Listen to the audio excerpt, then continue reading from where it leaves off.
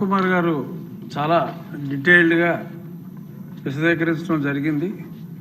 దయచేసి ఇప్పుడు మాట్లాడబోయే వాళ్ళు ఆయన ఆదర్శంగా తీసుకోవద్దు, సభ్యుల సహనాన్ని పరీక్షించవద్దు అని చెప్పి తెలియజేస్తూ ఇప్పుడు పెద్దలు కొనతాల రామకృష్ణ గారు మాట్లాడారు.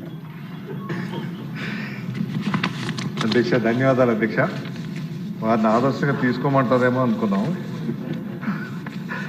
సంతోషం అధ్యక్ష. వాస్తవానికి ఈరోజు మన ఆర్థిక శాఖ మంత్రి కేశవ్ గారు ప్రవేశపెట్టినటువంటి GST 2 సంస్కరణల విషయమై చాలా ఆహ్వానించదగినటువంటి సంస్కరణ అధ్యక్ష.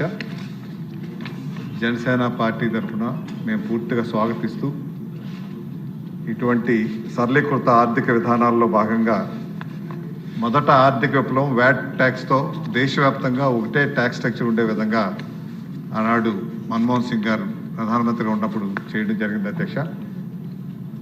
దానివల్ల చాలామంది మధ్యతరగతి వారికి చాలా మేలు జరిగింది.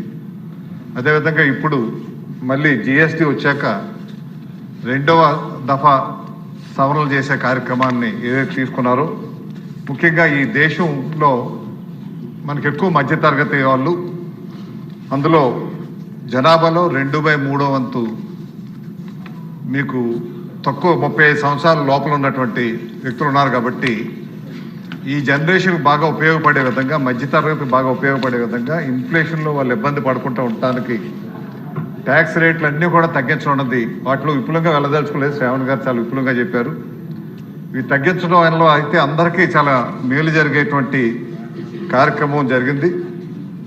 ఈ సందర్భంగా అయితే నేను ఈ కూటమి ప్రభుత్వాన్ని, మన ముఖ్యమంత్రి గౌరవనీయులు నారా చంద్రబాబు నాయుడు గారిని, ఉప ముఖ్యమంత్రి గారు గౌరవనీయులు పవన్ కళ్యాణ్ గారిని, ఆర్థిక శాఖ మంత్రి గారికి నా హృదయపూర్వక అభినందనలు తెలియపరుస్తూ,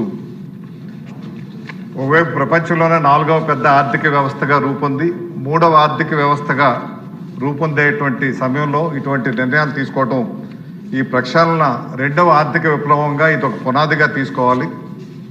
గత ఏడాది అయితే నిర్మలా సీతారామన్ గారు కేంద్ర ఆర్థిక శాఖ మంత్రులు ఇన్కమ్ ట్యాక్స్ రేట్లు బాగా తగ్గించి మధ్యతరగతి వారికి వెసులుబాటు కలిగే విధంగా ట్యాక్స్ స్ట్రక్చర్ బాగా మార్పు చేయడం జరిగింది. మన రాష్ట్రానికి